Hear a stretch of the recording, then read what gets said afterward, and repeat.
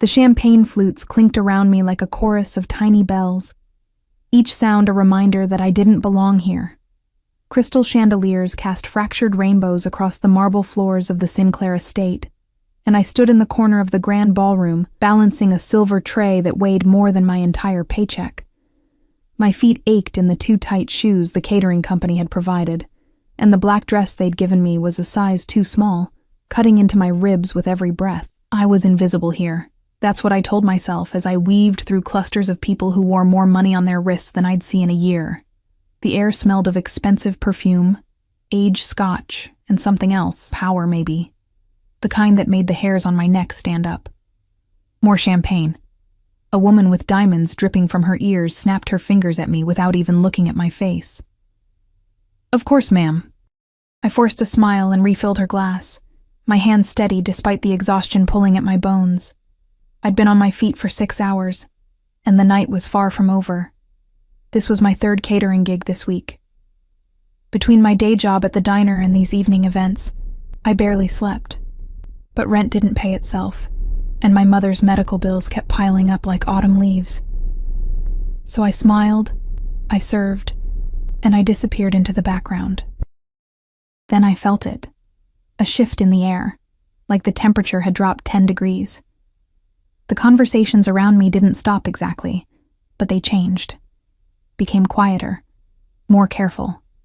I glanced toward the main entrance and saw them.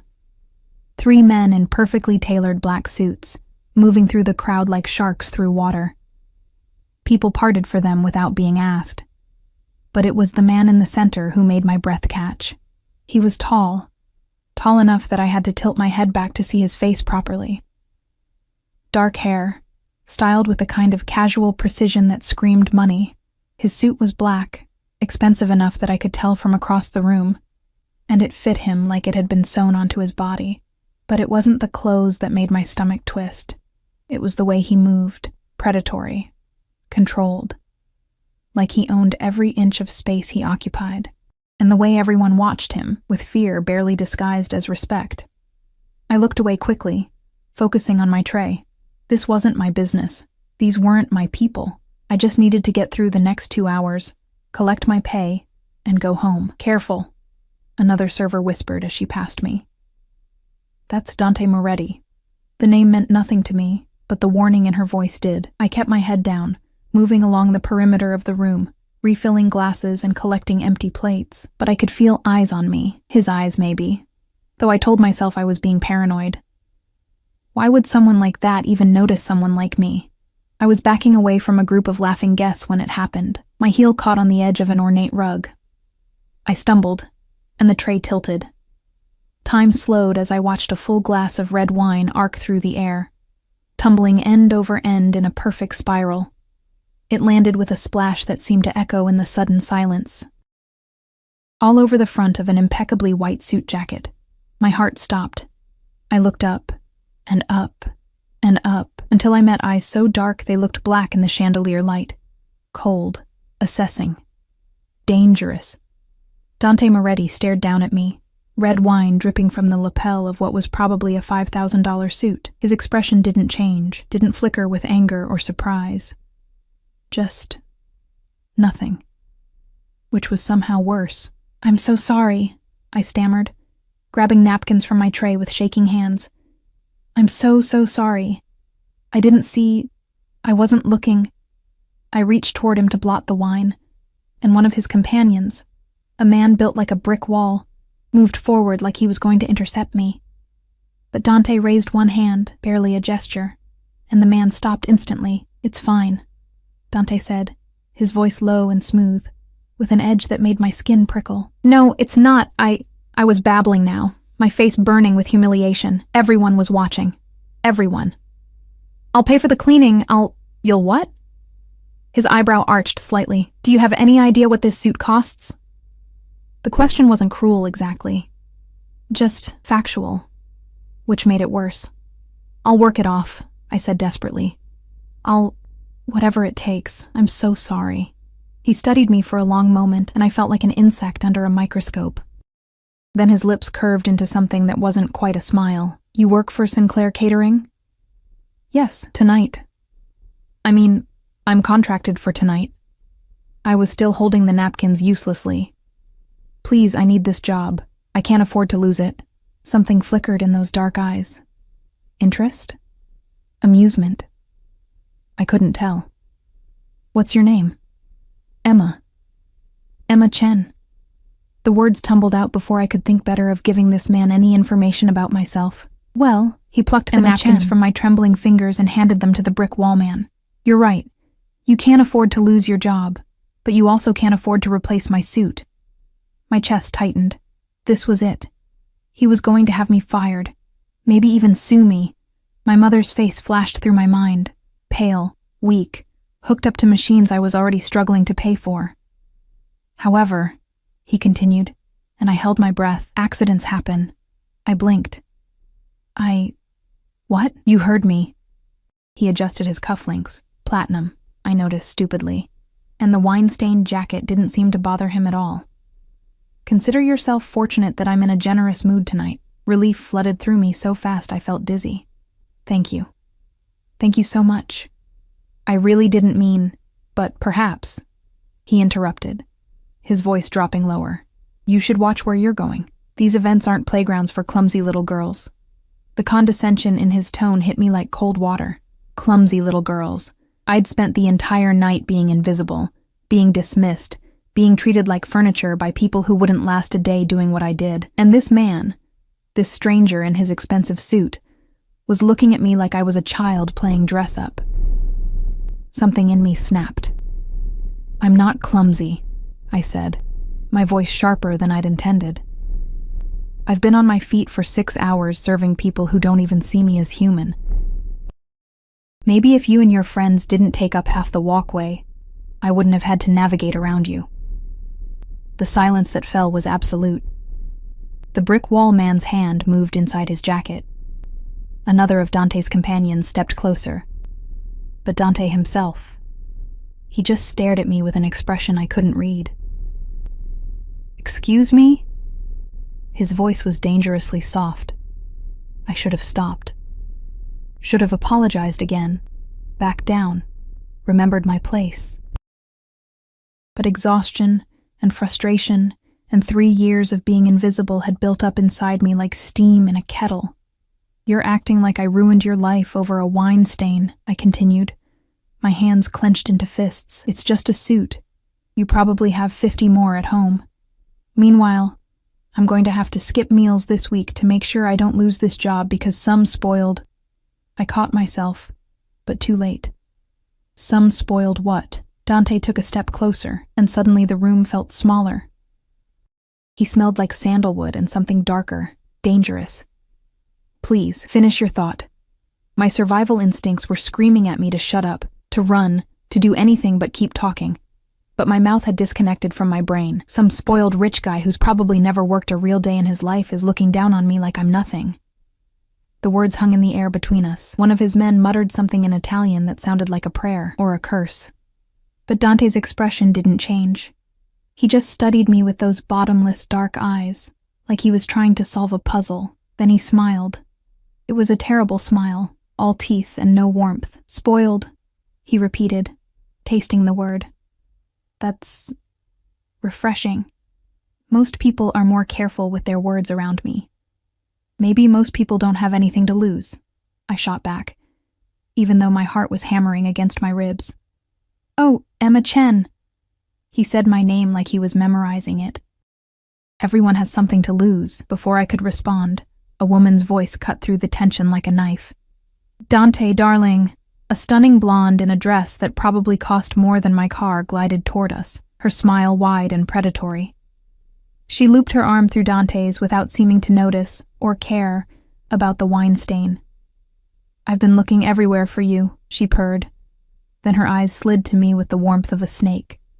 Is there a problem with the help? The way she said help made my teeth clench. No problem, Dante said smoothly, his attention shifting away from me like I'd ceased to exist. Just a minor spill. Nothing that can't be cleaned. Nothing that can't be cleaned, like I was the stain. The blonde laughed, a sound like breaking glass. Well, come along. Senator Morrison wants to speak with you about that property development. As she led him away, Dante glanced back at me one last time. His expression was unreadable, but something in his eyes made my blood run cold. "Be more careful, Miss Chen," he said quietly. "The next person you call spoiled might not be so forgiving." Then he was gone, swallowed by the crowd of expensive suits and designer dresses, leaving me standing alone with my empty tray and racing heart. I should have felt relieved. The encounter was over. I'd kept my job. I'd probably never see him again. But as I picked up the wine-stained napkins from the floor, my hands were shaking for an entirely different reason than before. Because the way Dante Moretti had looked at me in those final seconds wasn't angry. It was interested, and something told me that was infinitely more dangerous. I didn't sleep that night.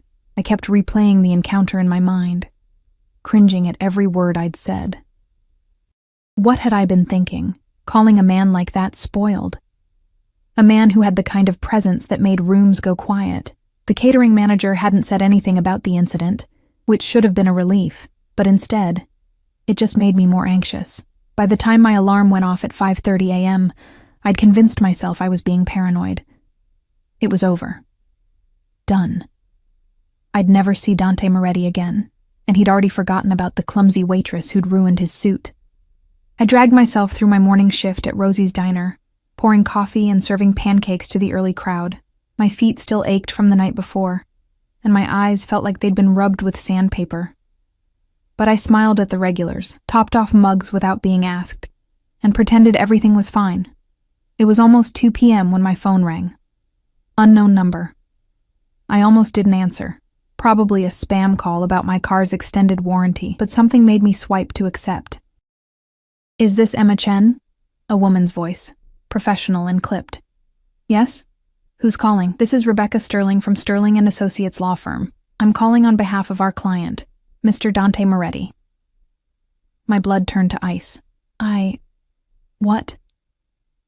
"Mr. Moretti would like to schedule a meeting with you. Today, if possible. We can send a car to your location at 4 p.m. "A meeting about what?" My voice came out higher than normal.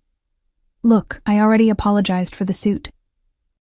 I said I'd pay. This isn't about the suit, Miss Chen." Rebecca's tone was perfectly neutral. "Mr. Moretti has a business proposition for you. The details will be discussed in person." "I don't understand. What kind of business would someone like him have with someone like me?" "That's not information I'm at liberty to share over the phone. Will you accept the meeting?" Every instinct I had screamed at me to say no, to hang up, block the number, pretend this call never happened. But a business proposition from a man who clearly had money, when I was drowning in medical bills and barely making rent. "What if I say no?" I asked quietly. There was a pause. When Rebecca spoke again, her voice was softer, almost sympathetic. "Then I'm instructed to inform you that Mr. Moretti will be very disappointed. And Mr. Moretti doesn't handle disappointment well." It wasn't a threat. Not exactly. But the implication was clear. I closed my eyes and thought of my mother, hooked up to machines in the extended care facility. Of the eviction notice I'd shoved in my drawer yesterday. Of the impossible choice between eating and paying bills. "Fine," I said. 4 p.m. "Where?" "The car will pick you up from Rosie's Diner. Be ready." She hung up before I could ask any more questions. I stared at my phone, my reflection ghostly in the dark screen. What had I just agreed to? The car that arrived at exactly 4 p.m. was not what I expected. It was a black Mercedes, sleek and menacing, with windows so dark I couldn't see inside. The kind of vehicle that cost more than most people's houses. A driver in a crisp black suit stepped out and opened the rear door without a word, his eyes hidden behind sunglasses despite the overcast sky. I hesitated on the sidewalk, my worn purse clutched against my chest like a shield. "Miss Chen?" His voice was polite but firm. "Mr. Moretti is waiting." The mention of that name made my decision for me. I climbed into the back seat, and the door closed behind me with a heavy final thunk that reminded me of a vault ceiling shut. The interior smelled like leather and something expensive. Cologne, maybe. The seats were impossibly soft, and there was a privacy screen between me and the driver. As we pulled away from the diner, I watched the familiar streets of my neighborhood disappear through the tinted windows, replaced by increasingly upscale buildings. We drove for 20 minutes, heading toward the financial district where glass towers pierced the sky like shards of ice. Finally, we pulled into an underground parking garage beneath one of the tallest buildings, past security gates that required keycards and facial recognition. The driver opened my door, and I stepped out onto polished concrete that gleamed under fluorescent lights. He gestured toward a private elevator with brass doors. "Penthouse level," he said. "You're expected." The elevator ride was silent except for the soft classical music playing from hidden speakers. I watched the numbers climb, 10, 20, 30, 40, until they stopped at PH. The doors slid open with a whisper. I stepped into a foyer that looked like something from an architecture magazine. Floor-to-ceiling windows overlooked the entire city, the late afternoon sun painting everything gold. The floors were dark hardwood, the furniture minimal and expensive. Modern art hung on the walls. Originals, I was sure, not prints. And standing by the windows, hands in his pockets, was Dante Moretti. He'd changed from last night's wine-stained suit into charcoal gray, equally expensive. His dark hair was slightly tousled, like he'd run his hands through it recently. When he turned to face me, those black eyes found mine immediately. "Emma Chen." He said it like a statement, not a question. "Thank you for coming." Did I have a choice? The words slipped out before I could stop them. One corner of his mouth lifted. "There's always a choice. You made yours." I stayed near the elevator, my fingers finding the strap of my purse. "Your lawyer said you had a business proposition. What could you possibly want from me?" "Direct. I appreciate that." He moved away from the windows, each step deliberate and measured. "Can I offer you something to drink? Water? Wine?" His eyes glinted with dark humor. "I promise not to wear it this time." "I'm fine. I'd just like to know why I'm here." He studied me for a long moment, then gestured to a sleek leather couch. "Sit, please." It wasn't really a request. I perched on the edge of the couch, my back straight, ready to bolt if necessary. Dante sat in the chair across from me, close enough that I could see the gold flecks in his dark eyes, the shadow of stubble along his jaw. "Let me tell you a story," he began, his voice low and smooth. "About a man who built an empire from nothing, who clawed his way up from the streets, who made deals with devils to protect what was his. This man has enemies, powerful ones, enemies who would love nothing more than to see him fall." I swallowed hard. "Why are you telling me this?" "Because context matters, Emma. This man needs something that money can't buy. He needs legitimacy, respectability, the kind that comes from the right connections, the right appearances." His eyes never left mine. "He needs a wife." The words hung in the air between us like smoke. I laughed. I couldn't help it. A short, disbelieving sound. "You're not serious." "I'm always serious."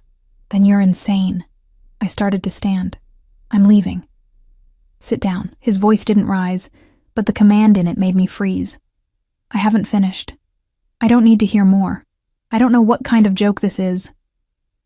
"Your mother is at St. Catherine's Extended Care Facility," he interrupted, and my blood turned to ice. "Stage 4 lung cancer. The treatment is experimental, not covered by insurance. Your bills are currently at $237,000 and climbing. You work 3 jobs, the diner, catering, and weekend shifts at a convenience store. Your rent is 2 months overdue. You have $17 in your checking account."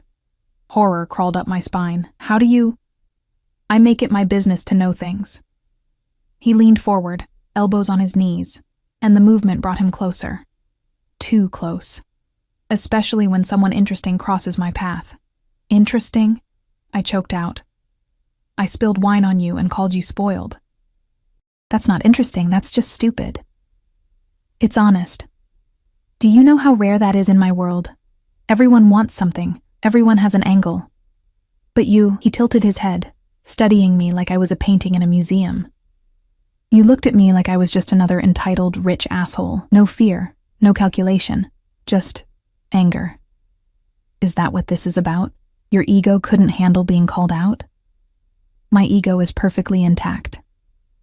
That dangerous smile again. "This is about opportunity, for both of us." I shook my head.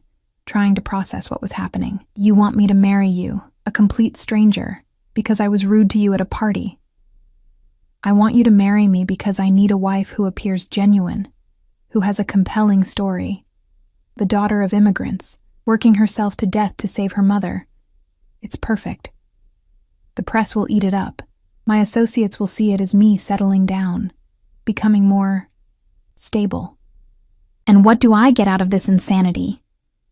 Your mother's medical bills, paid in full, the experimental treatment, the best doctors, a private room, everything she needs, a penthouse apartment in the city, a salary of $50,000 a month for the duration of our arrangement, and when we divorce, after a suitable period, a settlement of $5 million. The numbers made my head spin. That kind of money could change everything.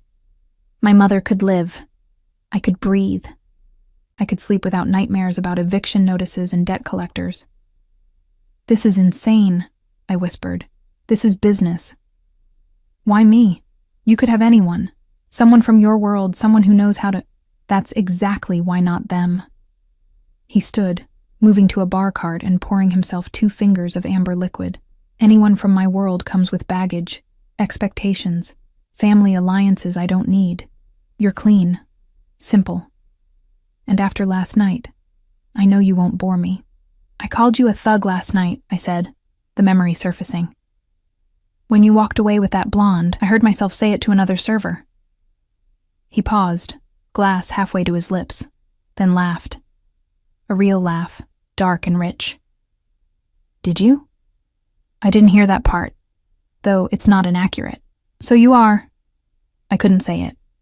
Couldn't voice what I suspected. Careful, Emma. He took a sip of his drink. Some things are safer left unspoken. My hands were shaking. I pressed them together in my lap. What would this marriage actually entail? Public appearances, charity events, dinners with my associates. You'd live here, in this penthouse. We'd need to appear convincing, affectionate in public. But your private life would remain your own. Separate bedrooms. No expectations beyond the performance. For how long? 2 years. Long enough to serve its purpose. Then we part ways amicably. You get your money, your mother gets her treatment, and we both move on with our lives. I looked around the penthouse, at the art worth more than my life, the view that made me feel like I was floating above the city, the man who held my future in his hands like it was nothing. I need time to think. You have until tomorrow morning, 9 a.m. After that, the offer expires, and you go back to your $17 and drowning in debt. He set down his glass with a soft click. The car will take you home. Think carefully, Emma. Opportunities like this don't come twice. I stood on shaking legs and walked toward the elevator. When the doors opened, I stepped inside and turned back. Dante was watching me, silhouetted against the windows, looking like a king surveying his kingdom. What if I say no? I asked. His expression didn't change. Then I'll be disappointed. And like I said, I don't handle disappointment well. The doors closed, and I was alone with my reflection and the impossible choice before me. I didn't go straight home. Instead, I had the driver drop me at St. Catherine's. I needed to see her, needed to ground myself in reality before I made a decision that would change everything. My mother was asleep when I entered her room. The machines beeped softly, monitoring her vitals. She looked so small in the hospital bed, her skin paper-thin, her breathing shallow. The cancer was winning. We both knew it. The experimental treatment was a long shot, but it was the only shot we had, and I couldn't afford it. I sat in the chair beside her bed and took her hand. It was cool and fragile, like bird bones. "Hey, Mom," I whispered. Her eyes fluttered open, and she smiled. That same warm smile she'd given me my whole life, even when things were falling apart. Even when Dad left. Even when the bills piled up. Even now, dying. "Emma, sweetheart, you didn't have to come. You should be resting. I wanted to see you." She squeezed my hand with what little strength she had. "You look troubled." "What's wrong?" "Everything," I wanted to say. A dangerous man just offered me millions of dollars to be his wife. I spilled wine on a mafia boss, and now my life is spiraling out of control. I'm terrified and tempted, and I don't know what to do. Just tired, I said instead. Work was busy. You work too hard, baby. You need to take care of yourself. I'm fine, Mom. I wish I could do more for you. Her eyes glistened. You do everything. You always have. I'm so proud of you, Emma. So proud. The words broke something in me. I laid my head on the edge of her bed, still holding her hand, and let the tears come silently. She stroked my hair with her free hand, humming the lullaby she used to sing when I was small, the same one her mother had sung to her in Mandarin, passed down through generations. Whatever you're facing, she murmured, you're stronger than you know. You have steel in your spine, just like your grandmother. You'll make the right choice. But what was the right choice? Take Dante's offer and save my mother's life, but sell myself into a contract with a dangerous man, or refuse and watch her die, knowing I could have saved her. I stayed until the nurses did their evening rounds, then kissed my mother's forehead and promised to come back tomorrow. The night air was cold against my face as I walked the 6 blocks to my apartment. I couldn't afford another cab, and the bus didn't run this late. The streets were mostly empty, just a few homeless people huddled in doorways, and the occasional car passing by. I climbed the 3 flights to my studio apartment and unlocked the door. The space was tiny, barely room for a bed, a kitchenette, and a small bathroom. But it was mine. Or it had been, before I fell behind on rent. I collapsed on my bed without changing clothes and stared at the water-stained ceiling. $50,000 a month, $5 million settlement. My mother's treatment paid in full. 2 years of my life, playing pretend with a man who terrified me. I picked up my phone and Googled Dante Moretti.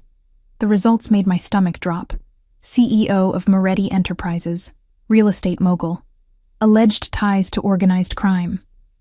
Under investigation for money laundering. Suspected head of the Moretti crime family. There were photos. Dante at charity galas, cutting ribbons at building openings, shaking hands with politicians. Always surrounded by large men in suits. Always with that same controlled expression. And photos of him with women, beautiful women, draped on his arm like accessories. The blonde from last night appeared in several, identified as socialite Victoria Sterling. I was so far out of my depth I couldn't even see the surface. My phone buzzed. Unknown number. I already knew who it was. The text was simple. 9 a.m. Don't be late. D. I threw my phone on the bed and pressed my palms against my eyes. Steel in your spine, my mother had said. I had until morning to decide if that steel was strong enough to survive Dante Moretti. I didn't sleep. At 8:45 a.m., I stood outside the gleaming tower that housed Moretti Enterprises, wearing my only decent dress, a simple navy sheath I'd bought for job interviews years ago. My hair was pulled back in a neat bun, and I'd covered the dark circles under my eyes with drugstore concealer. I looked like I was going to my own execution. The same driver from yesterday was waiting by the black Mercedes. He opened the door without a word, and I slid inside. This time, I noticed details I'd missed before. The car was armored. I could tell from the weight of the door, the thickness of the glass. There was a gun in a holster under the driver's seat. We were followed by another black SUV, visible in the side mirror. This wasn't just wealth. This was protection, power, danger. We parked in the same underground garage, but this time the driver escorted me to a different elevator. This one required a key card and a fingerprint scan. The doors were solid steel. 40th floor, he said. Mr. Moretti's private office. The elevator rose smoothly, and my stomach churned with each passing floor. When the doors opened, I stepped into a reception area with a stunning view and a desk where a severe-looking woman in her 50s sat like a guard dog. Miss Chen, she said without looking up. Mr. Moretti is expecting you, through those doors. I walked across the marble floor, my heels clicking too loudly, and pushed open the heavy wooden doors. Dante's office was massive, all dark wood and leather, with windows that showcased the entire city skyline. He stood behind his desk, talking on the phone in rapid Italian. When he saw me, he held up one finger in a wait gesture and finished his conversation. Si, capisco, fallo. He hung up and pocketed his phone, then looked at me with those dark, assessing eyes. You came. I came. Have you made your decision? I walked to the center of the room, my purse clutched in both hands. Every instinct screamed at me to run, to get out while I still could. But I thought of my mother's smile, her weakening hand in mine, the lullaby she'd hummed. I thought of $17 in eviction notices, and a lifetime of struggling. I thought of what my grandmother would have done. Pragmatic, fierce, willing to sacrifice for family. I have conditions, I heard myself say. Dante's eyebrows rose slightly. Do you? Yes. I lifted my chin, meeting his gaze even though my knees were shaking. My mother gets the treatment immediately. I want that in writing before I sign anything. And I want to visit her whenever I need to. No restrictions. Done. I keep working at the diner. I'm not going to just sit around playing housewife. His jaw tightened. Absolutely not. My wife doesn't serve pancakes. Then I guess you don't have a wife. I turned toward the door. Wait. The word cracked like a whip. I stopped but didn't turn around. I heard him move, felt him approach until he was close enough that I could smell that sandalwood scent again. Why is the diner so important? Because it's mine. The only thing in my life that's real, that I chose. If I'm going to sell myself to you for 2 years, I keep that one piece of who I am. Silence. Then, 3 days a week. Morning shifts only. And you quit the other jobs. I turned to face him. We were too close. I could see the tiny scar above his left eyebrow, the exact shade of darkness in his eyes. Fine. Anything else? I want my own bank account. Not joint, not controlled by you. I want my own money. You'll have an allowance. No. I stepped closer, surprising even myself. I won't be dependent on you handing me cash like a child. I want my own account, my salary deposited there, under my control. Something flickered in his eyes. Respect? Surprise? Very well. He pulled his phone out and typed something quickly. My lawyers will have the contracts ready by this afternoon. We'll review them together. Anything else? I should have said no. Should have quit while I was ahead, but my mouth kept moving. What's the real reason you're doing this? And don't tell me it's about legitimacy or business. A man like you doesn't need to get married for that. Dante was quiet for a long moment. Then he turned away, moving to the windows, his hands in his pockets. My father built an empire, he said finally, but he built it in blood and shadows. When he died, he left me a choice. Continue his work, or let everything he sacrificed for crumble. I chose to continue, but times are changing. The old ways don't work anymore. If I want to expand, to move into legitimate businesses, I need to appear domesticated, trustworthy. So I'm window dressing. You're a strategic asset. He glanced back at me. And if I'm being honest, I'm curious. About what? About what happens when someone finally tells me no. You're the first person in a very long time who's looked at me like I'm just a man. Not a king. Not a monster.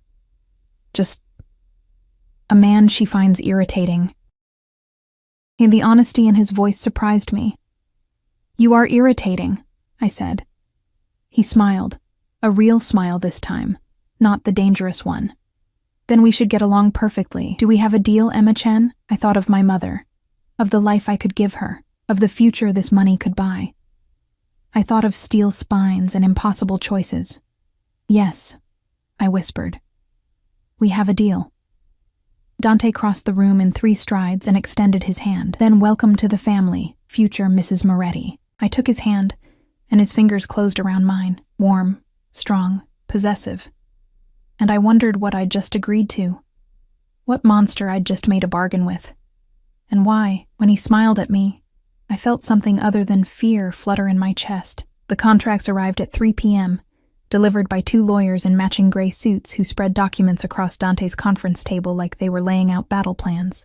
I sat across from them, trying to read legal jargon that might as well have been written in ancient Greek.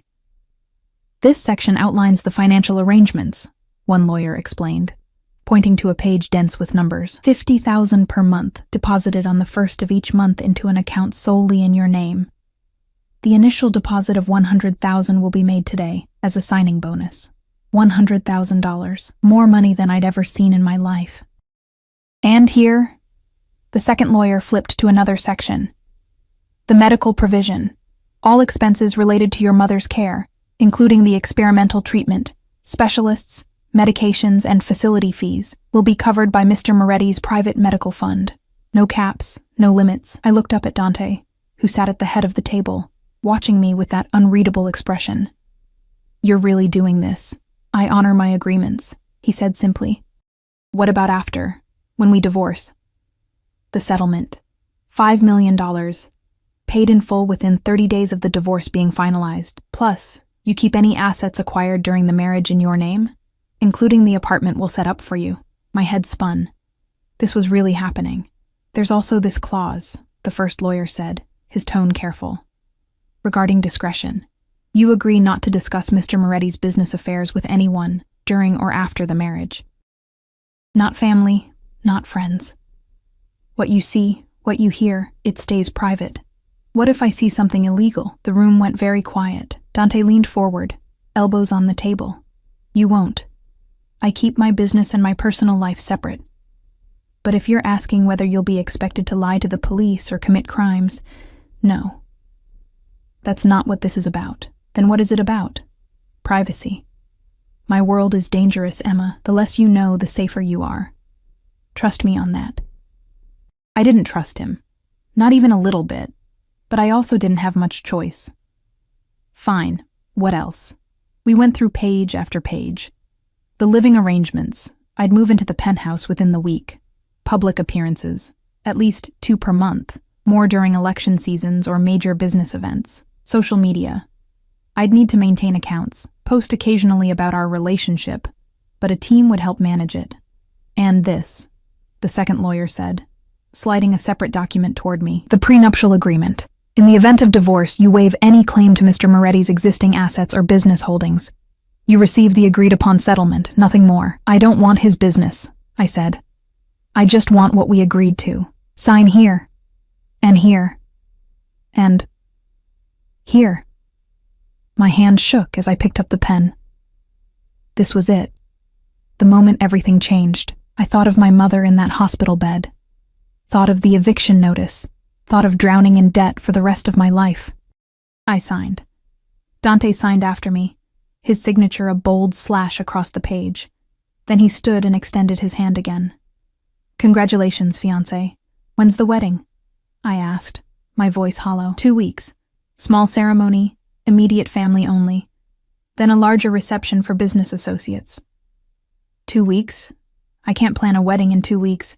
You won't have to. I have people for that. He checked his watch. Speaking of which, they'll be here in an hour. What people? Wedding planner, personal shopper, hair and makeup consultant. You'll need a full wardrobe. My wife can't be seen in— He gestured vaguely at my navy dress. Heat flooded my cheeks. There's nothing wrong with my clothes. There's nothing wrong with a Honda Civic either, but I don't drive one. He softened slightly, seeing my expression. "Emma, this isn't personal. It's part of the image we're selling. You need to look the part. The part of your trophy wife, the part of someone who belongs in my world." Even if it's temporary, I wanted to argue. Wanted to tell him to take his money and his condescension and shove it. But I'd already signed the contracts. Already taken the first step into the cage. "Fine," I said tightly. "But I'm keeping my diner uniform." Something that might have been amusement flickered across his face. Fair enough. The next 3 hours were a whirlwind of measurements, fabric swatches, and people talking at me like I was a mannequin instead of a person. The wedding planner, a tiny woman named Patricia with an iPad and an iron will, asked me questions about flowers and centerpieces that I had no answers for. "Whatever you think is best," I kept saying, until Dante finally intervened. "Patricia, Emma is trusting your expertise. Keep it elegant, simple. No ice sculptures or doves or whatever Instagram trend is happening this week." "Of course, Mr. Moretti." Patricia made notes. "What about the color scheme? Gold and ivory," he said without hesitation. "Next question." He made decisions with the same efficiency he probably used to run his empire. Quick, decisive, final. And somehow, without asking my opinion on any of it, he managed to choose things I actually liked. The personal shopper, Marco, was a different story. "Darling, we need to update everything," he declared, circling me like a shark. The hair, The makeup, the wardrobe, all of it. I like my hair, I protested. It's lovely, but it's hiding you. We need to show you off. He ran his fingers through my long black hair, pulling it this way and that. Layers. Maybe some subtle highlights to bring out your bone structure. No. Emma. I said no.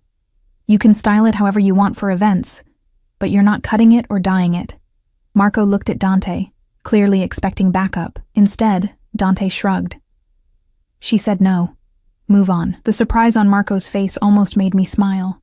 We spent another hour going through photographs of dresses, shoes, bags. Every time Marco suggested something too revealing or too flashy, I vetoed it, and every time, Dante backed me up. She needs to look sophisticated, not desperate, he told Marco. Think old money, not new. By the time everyone left, I was exhausted.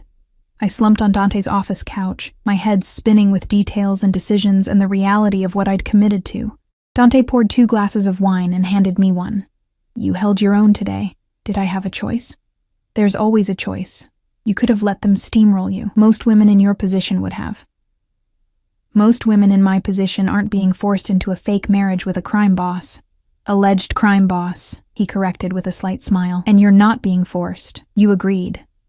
There's a difference. I took a long sip of wine. It was good. Probably expensive.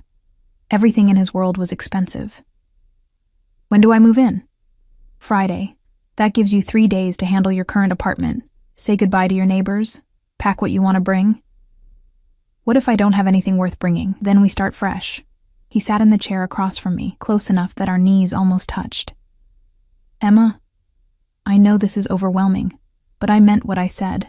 I honor my agreements. You hold up your end, I'll hold up mine. Your mother gets her treatment, you get your money, and in 2 years, you walk away and never have to see me again. Why does that sound too good to be true? Because you're smart enough to know that nothing is ever truly free. He swirled his wine, watching the dark liquid catch the light. But I promise you this, I won't hurt you. I won't force you into anything beyond what we agreed to, and I'll protect you from anyone who tries. Why would anyone try to hurt me? His expression darkened. Because the moment you become my wife, you become a target. My enemies will see you as leverage. That's why you'll have security. Always. No arguments. Fear prickled down my spine. What have I gotten myself into? A gilded cage, he said quietly. But at least it's gilded. Friday came too quickly. I'd spent 3 days in a daze, packing my few belongings, saying goodbye to my apartment building, explaining to my mother that I'd met someone and was moving in with him. The lie tasted bitter on my tongue. But the joy in her eyes when I told her about the new treatment plan made it worth it. I'm so happy for you, sweetheart, she'd said, squeezing my hand. You deserve someone who takes care of you. If only she knew the truth. The moving truck Dante sent was comically large for my possessions. 3 boxes of clothes, some books, a few photos. Everything I owned fit in a corner of the truck bed. When I arrived at the penthouse, there were people everywhere. Interior designers rearranging furniture. A tech team installing new security systems. Staff bringing in racks of clothes. My new wardrobe, delivered while I was gone. And Dante, in the middle of it all, orchestrating chaos with calm efficiency. Your room is ready, he said when he saw me. Second door on the left. The master is at the end of the hall. Where will all these people be living? I asked, gesturing at the staff. They don't live here. They're just setting up. By tonight, it'll be just us. Just us. The thought made my stomach flip. He showed me to my room, and I stopped in the doorway, stunned. It was bigger than my entire former apartment. A king-sized bed with silk sheets. A walk-in closet already filled with clothes. A bathroom with a tub big enough to swim in. This is too much, I whispered. This is the standard. For my wife. He said it matter-of-factly, like he was discussing the weather. The closet is stocked with basics. Marco will bring more options tomorrow. There's a laptop on the desk if you need to work. The Wi-Fi password is taped to it. I set my 3 pathetic boxes on the floor, suddenly feeling like a child playing dress-up. Emma. Dante's voice was softer now. I turned to find him watching me with an expression I couldn't read. This is your home now. I know it doesn't feel like it yet, but it will. Take time to settle in. Rest. We have dinner with my lawyer at 8 to go over the final wedding details. But until then, the penthouse is yours. Where will you be? In my office. I have work. He paused at the door. If you need anything, just ask. There's an intercom system. Press the button by the bed and someone will come. Someone? Who? Staff? Housekeeper, chef, security, take your pick. He left me alone in my gilded prison.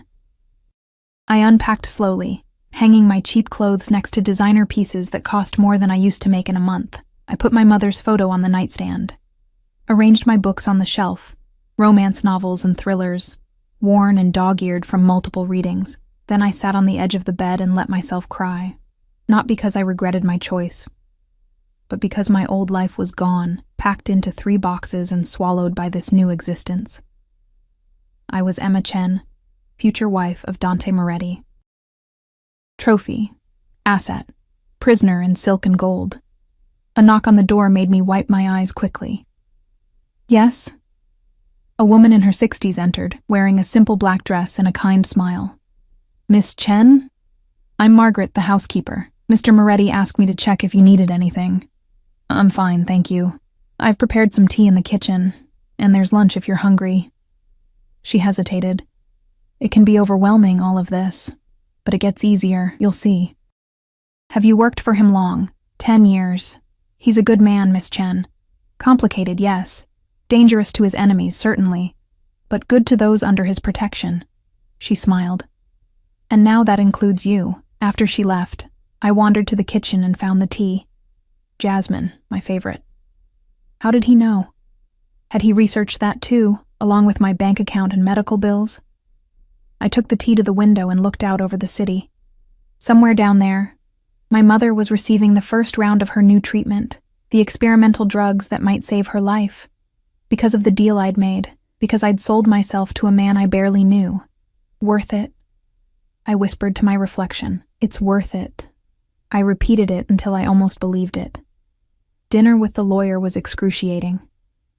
Dante's attorney, Robert Sterling, Victoria's father, I realized with a jolt, went through every detail of the wedding ceremony with clinical precision, the guest list, the vows, the photo opportunities for the press. We'll announce the engagement tomorrow, he explained. Just a simple statement. Young love, swept off her feet. That sort of thing. The media will eat it up. What if they dig into my background? I asked. We're prepared for that. Daughter of immigrants, working multiple jobs to support her sick mother, swept off her feet by the city's most eligible bachelor. It's a fairy tale. They'll love it. Dante sat beside me, his hand resting on the back of my chair. Possessive, proprietary, playing the role already. What about Victoria? I asked quietly. Won't she have something to say about this? Robert's expression tightened almost imperceptibly. My daughter understands business arrangements. She'll be fine. Business arrangements, I echoed. Is that what she was too? Emma. Dante's voice held a warning. No, it's a fair question. Robert leaned back in his chair. Victoria and Dante have known each other since childhood. There was an expectation. But expectations change. She'll adapt. I doubted that. I'd seen the way Victoria looked at Dante at the party, like he was hers, bought and paid for. Moving on, Robert continued. The ceremony will be at the Ashford estate. 200 guests. Press will be controlled. Approved photographers only. Emma, you'll need to make a statement to the media. We'll write it for you. I can write my own statement. Both men looked at me in surprise. Can you? Robert's tone was patronizing. I'm not an idiot, I snapped. I can string words together without your help. Emma has a degree in English literature from State, Dante said quietly. She's more than capable. I stared at him. How did he know that? I hadn't mentioned it. Robert cleared his throat. Very well. Draft something and send it to me for approval. We talked for another hour about seating arrangements, menu selections, the honeymoon, a weekend trip to his estate in the Hamptons for appearances, separate rooms, of course. By the time Robert left, my head was pounding. You look exhausted, Dante observed. I am exhausted. This is insane.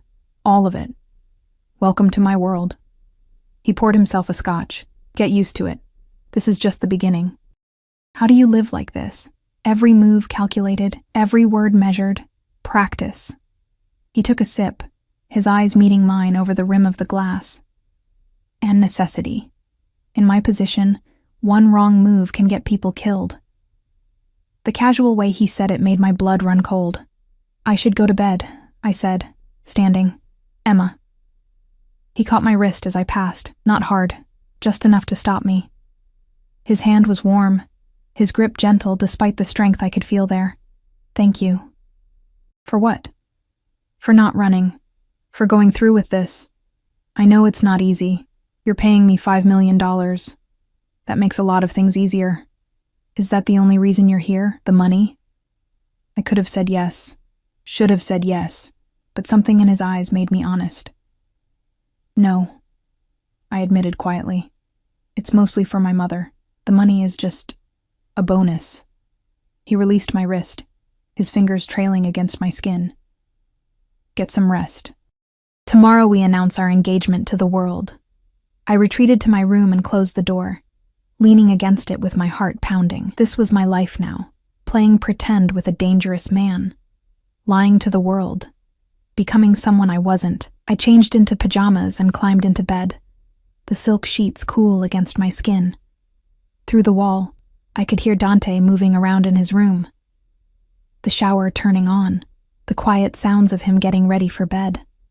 And I wondered, not for the first time, what I'd really agreed to, what price I'd really be paying for my mother's life, and whether, when this was all over, I'd even recognize myself anymore.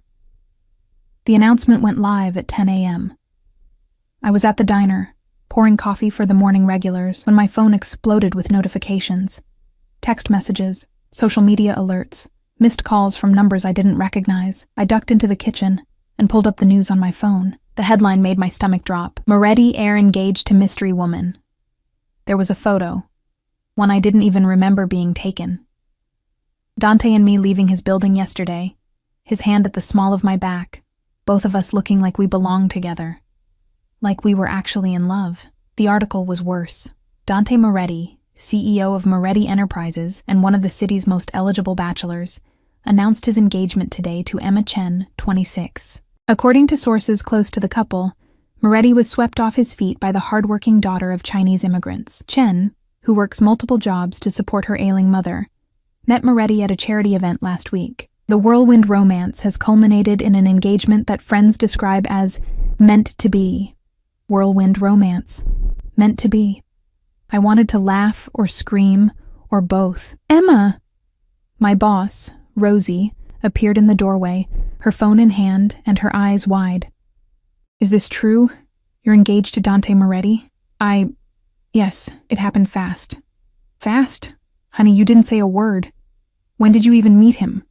Last week. At a catering event. Rosie's expression shifted from shock to concern. She'd known me for 3 years, knew about my mother, knew how hard I struggled. Emma, sweetheart, are you sure about this? That man is... There are rumors. I know what people say. I cut her off gently. But he's been good to me. And he's taking care of my mother's medical bills. Understanding dawned in her eyes. Oh, honey. I need to do this, Rosie, for her. She pulled me into a hug that smelled like coffee and cinnamon rolls. Then I'm happy for you. But you be careful, you hear me? And you better still come visit after you're some fancy society wife. I'm not quitting, I said. I'll still work mornings 3 days a week. You're marrying a billionaire and you want to keep slinging hash? She laughed. You're something else, Emma Chen. The rest of my shift was a blur of customers asking questions, congratulations I didn't deserve, and pitying looks from people who'd read between the lines. By the time I left at 2 p.m., I was emotionally drained. A black Mercedes was waiting outside.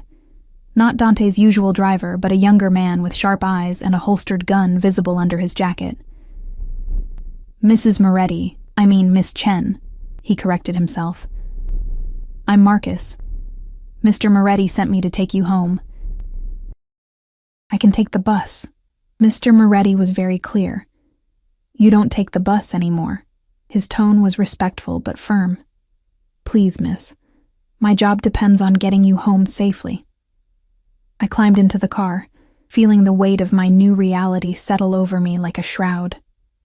When I arrived at the penthouse, Dante was on the phone in his office, speaking rapid Italian.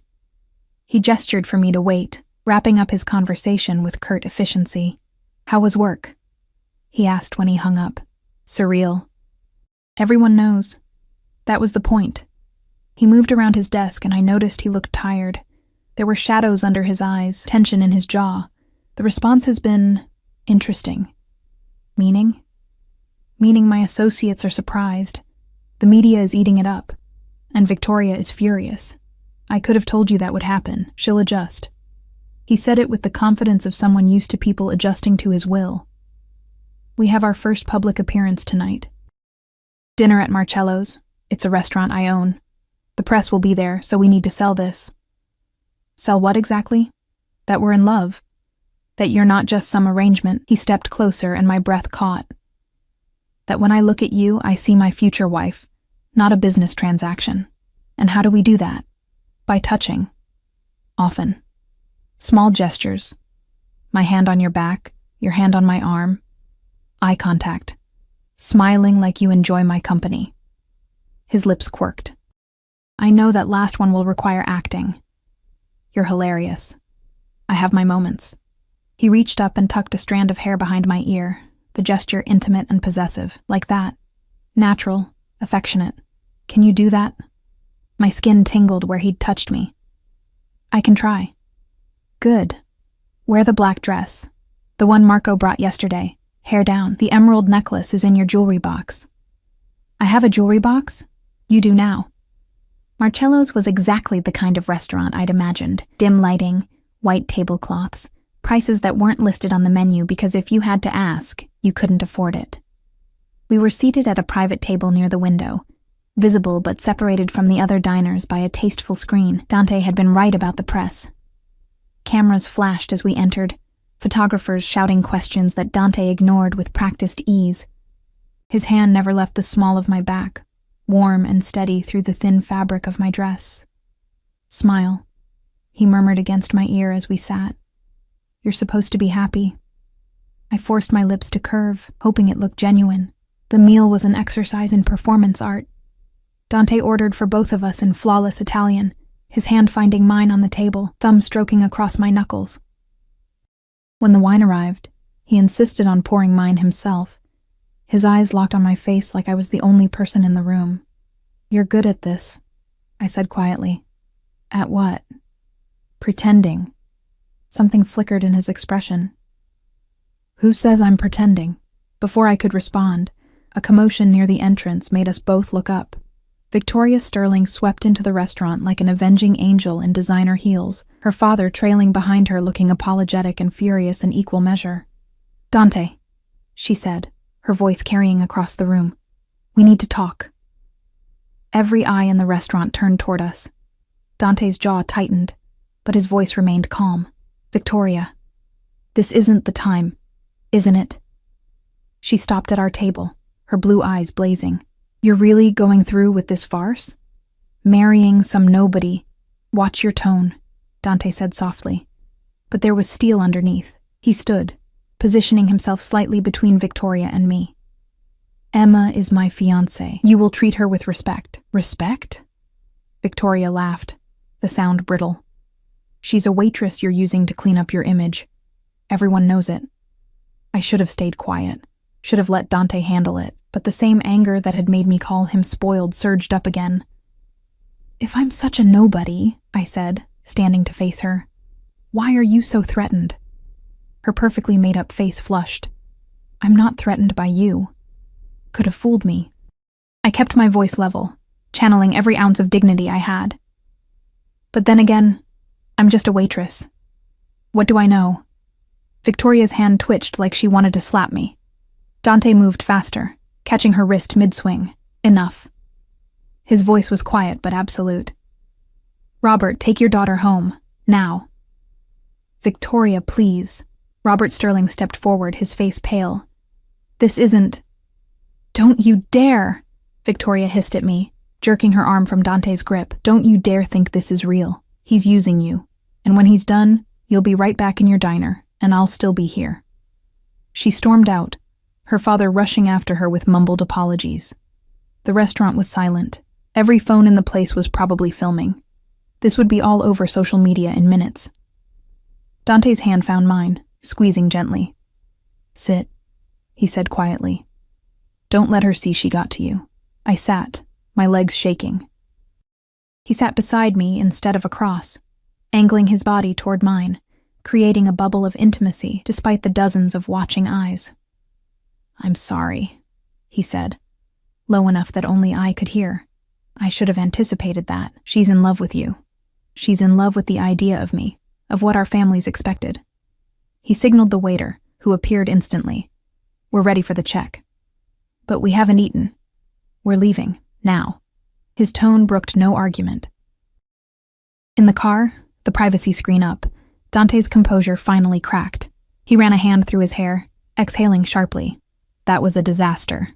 Will there be consequences? For you, I mean? Robert will smooth things over. Victoria's just...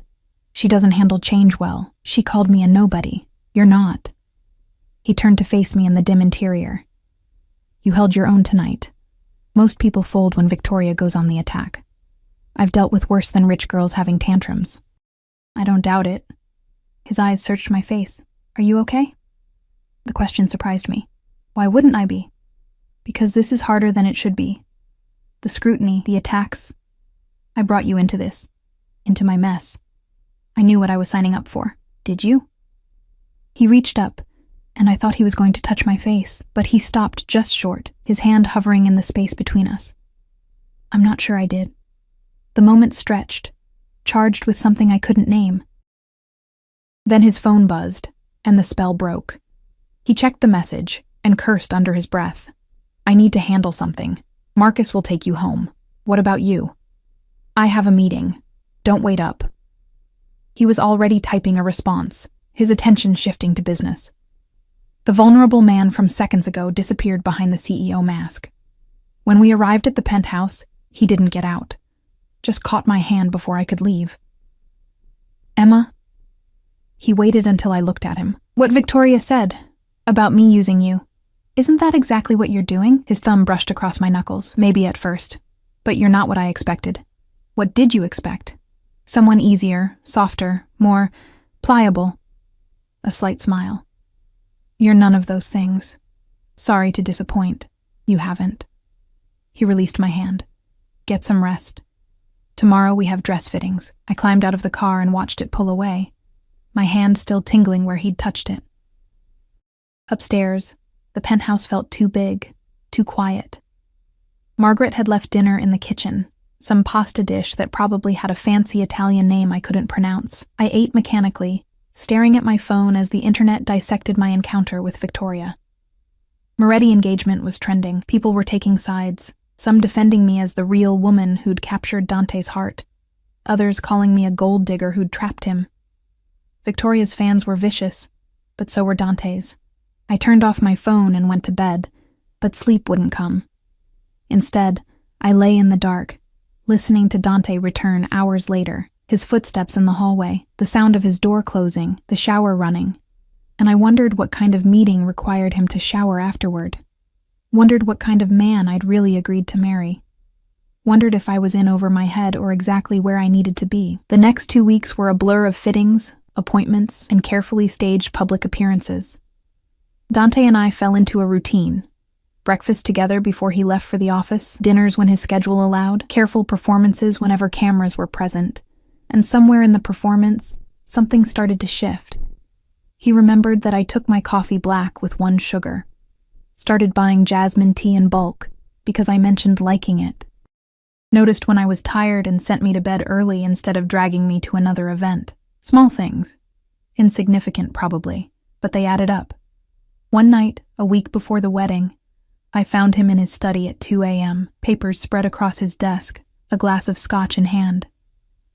"Can't sleep?" I asked from the doorway. He looked up, surprised. "Did I wake you?" "No, I was reading." I gestured to the book in my hand, one of my dog-eared romances. "What are you working on?" "Details for a new development. Nothing interesting." But he looked exhausted, the shadows under his eyes deeper than usual. I crossed to his desk and picked up the scotch. How much of this have you had? Enough. That's not an answer. I set the glass out of reach. When's the last time you slept through the night? I don't remember. He leaned back in his chair, studying me with those dark eyes. Why are you awake, really? Nervous about the wedding? It's just a performance, like everything else. Is it? The question slipped out before I could stop it. His expression shifted, guarded, curious. What do you mean? Sometimes it feels real, the way you... I trailed off, unsure how to finish. The way I what? Look at me. Touch me. Like this isn't just business. Silence fell between us, heavy with things unsaid. Emma. His voice was rough. You should go to bed. Why? Because if you stay, I'm going to say things I shouldn't. My heart hammered against my ribs. Like what? He stood abruptly, moving around the desk until he was close enough that I could smell the scotch on his breath, the sandalwood of his cologne. Close enough that I had to tilt my head back to meet his eyes, like the fact that this stopped being just business the moment you called me spoiled, he said quietly. Like the fact that I think about you constantly. Wonder what you're doing. Whether you're happy, whether... He stopped himself. Go to bed, Emma. What if I don't want to? Then we're both in trouble. The air between us crackled with tension. I should have left. Should have put distance between us. This was a contract. An arrangement. Nothing more. But I didn't move. Neither did he. Dante. Whatever I was going to say was cut off by his phone ringing, shrill in the quiet. He cursed and answered it, his expression darkening as he listened. When? A pause. I'll be there in 20 minutes.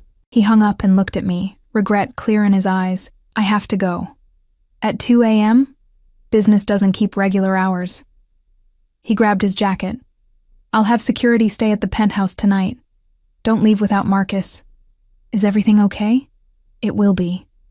He paused at the door, looking back. Emma, what we were just talking about, I know. Forget it. It's late. We're both tired. But as he left, I knew neither of us would forget.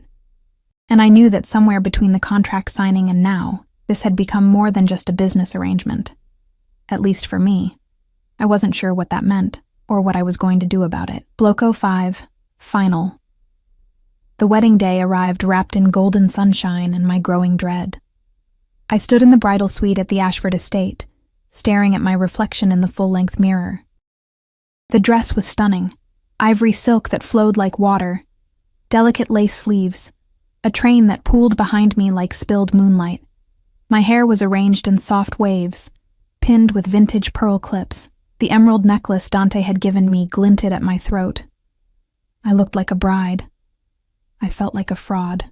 You're beautiful, sweetheart, my mother said from her wheelchair, tears streaming down her face. The treatment was working. She had color in her cheeks again, strength in her voice. She'd been well enough to attend, which was all I'd wanted. He's a lucky man.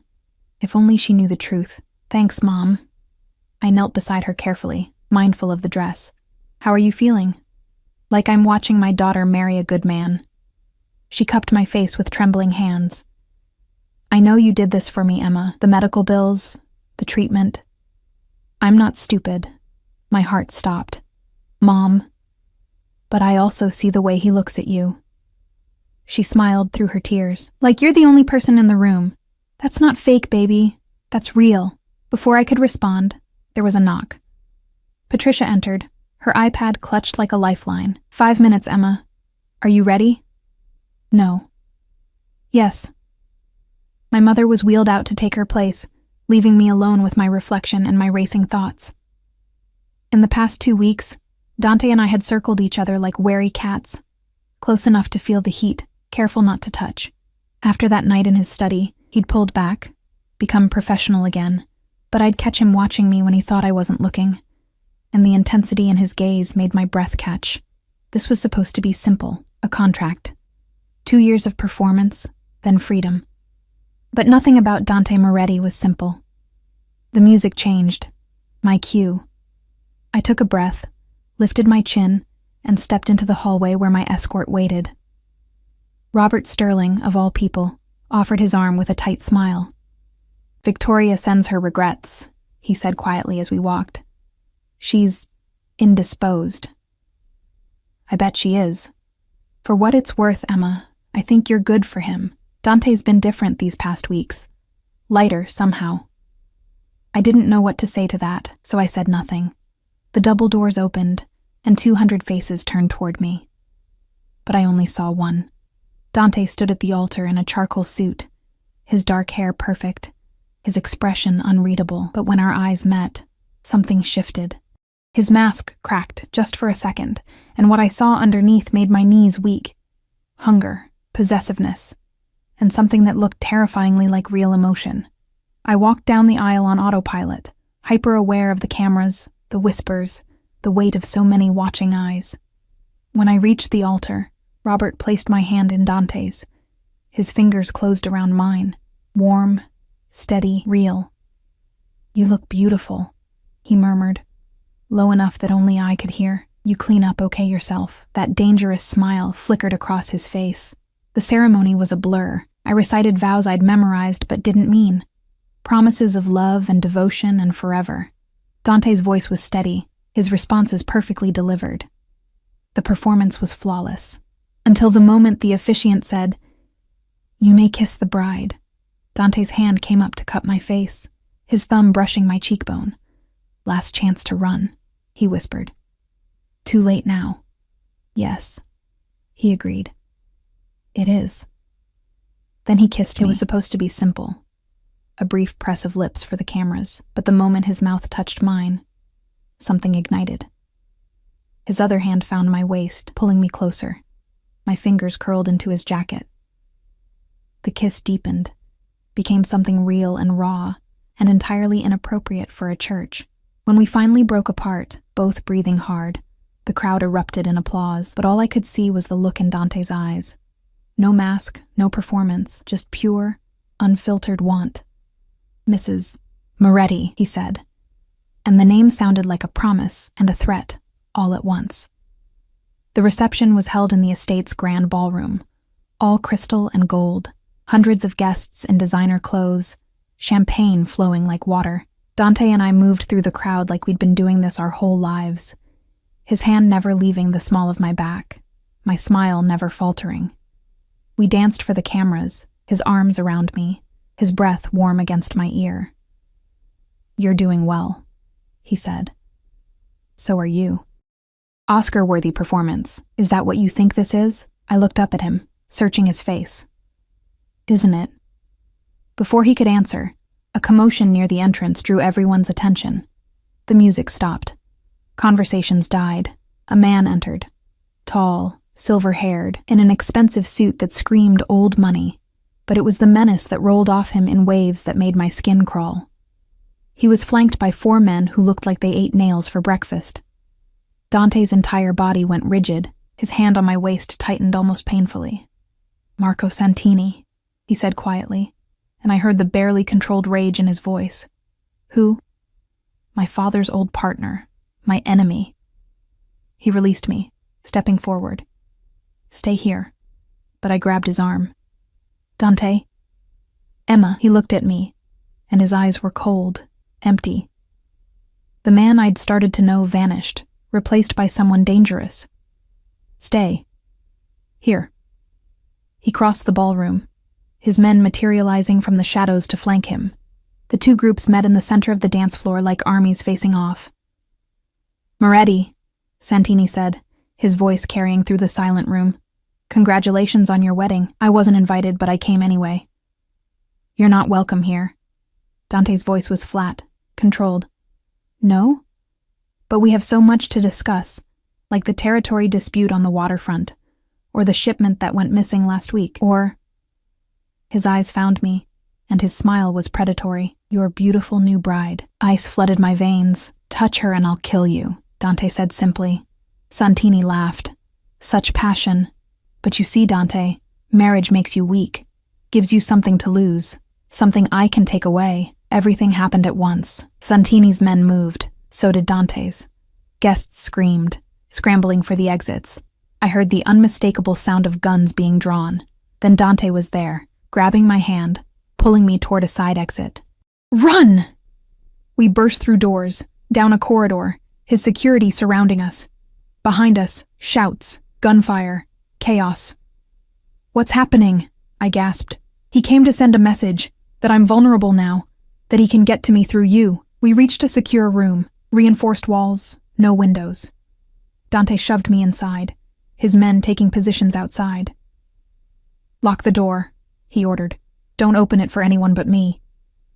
Where are you going? To end this. His eyes were black, empty of everything except cold fury.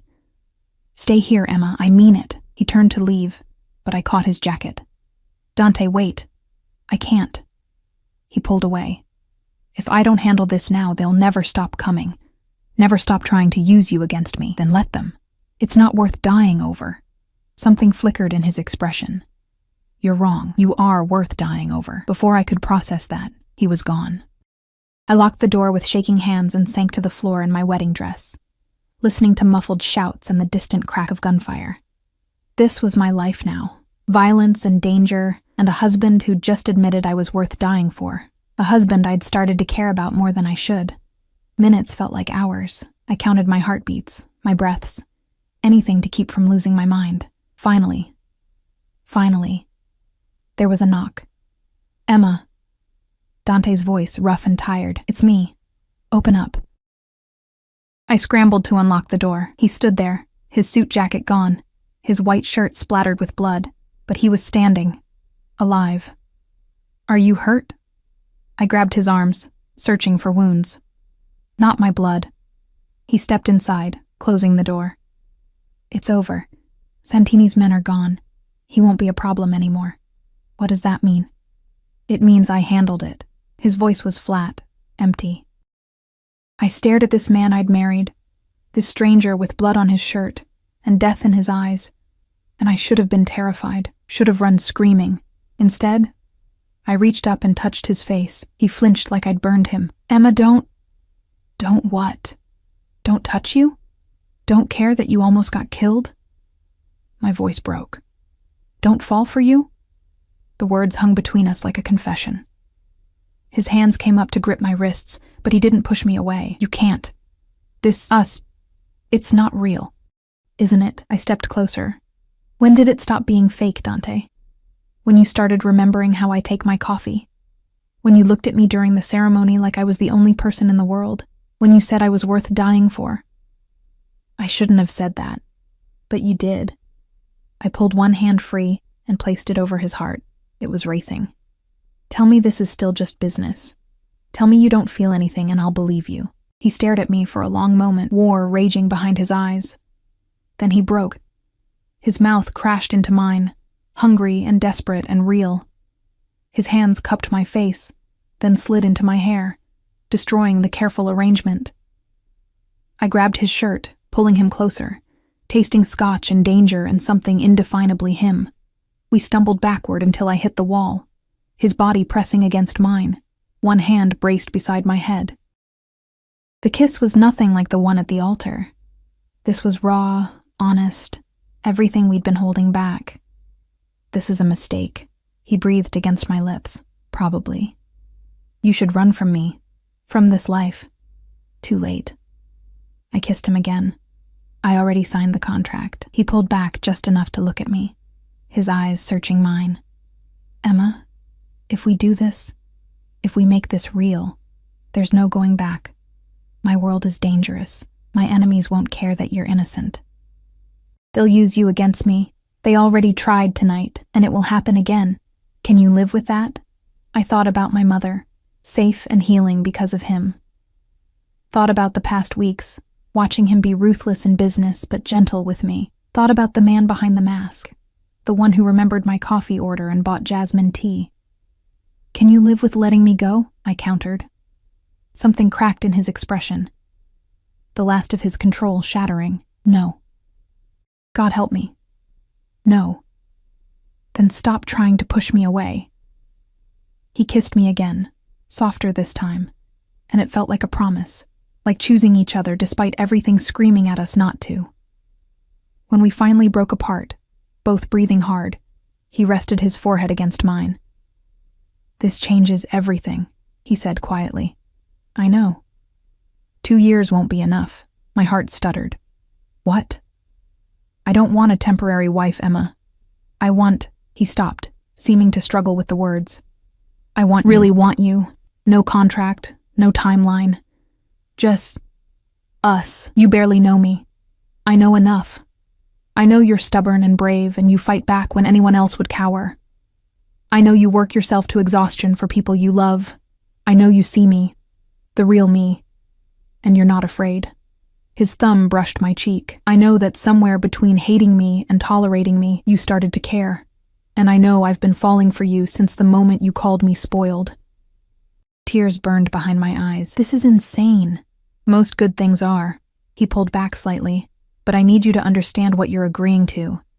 This won't be easy. My life is complicated, dangerous. There will be threats, attacks, things I can't protect you from. Then teach me to protect myself. Surprise flickered across his face. What? If I'm going to be your wife, your real wife, then I can't be helpless. Teach me. How to handle threats. How to navigate your world. How to be strong enough to stand beside you instead of behind you. A slow smile spread across his face. The first real smile I'd seen from him. You continue to surprise me. Good. I'd hate to be boring. He kissed me again, gentler, and it tasted like new beginnings. 3 months later, I stood in Dante's office, our office now, reviewing contracts for the new shelter we were opening. The Moretti Foundation, dedicated to helping families afford medical care. My idea, his money, our project together. Mrs. Moretti, Margaret knocked on the open door. Your mother is here. Send her in. My mother entered, walking on her own now, the cancer in remission. She looked healthy, vibrant, years younger than she had in that hospital bed. Emma, darling, she hugged me tight. I can't stay long. I have that volunteer shift at the shelter, but I wanted to drop these off. She handed me a box of her famous almond cookies, and the familiar scent made me smile. You didn't have to. I wanted to. For you and Dante. She glanced around the office. Speaking of, where is your husband? Meeting with contractors. He'll be back soon. Good. I want to thank him again for everything he's done. She squeezed my hand. I was wrong, you know. At the wedding, when I said you did this for me.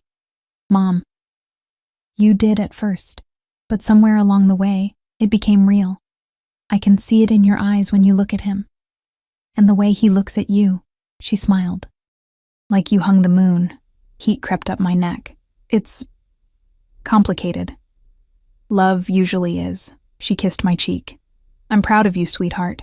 You found your steel spine and used it to build something beautiful. After she left, I stood at the window, looking out over the city. From up here, everything looked small, manageable. But I knew better now. Knew that danger lurked in shadows, that enemies plotted, that the price of loving Dante Moretti was constant vigilance. But I also knew it was worth it. Arms wrapped around me from behind, and I leaned back against Dante's chest. How was the meeting? I asked. Productive. The waterfront development is approved. He pressed a kiss to my temple. How's your mother? Good. Happy. She brought cookies. She always brings cookies. I could hear the smile in his voice. I think she's trying to fatten me up. Is it working? Maybe. He turned me in his arms, his dark eyes soft as they met mine. I have something for you. He pulled a small box from his pocket. Inside was a ring. Not the massive diamond I wore for show, but something simpler. A thin gold band with a single emerald. What's this?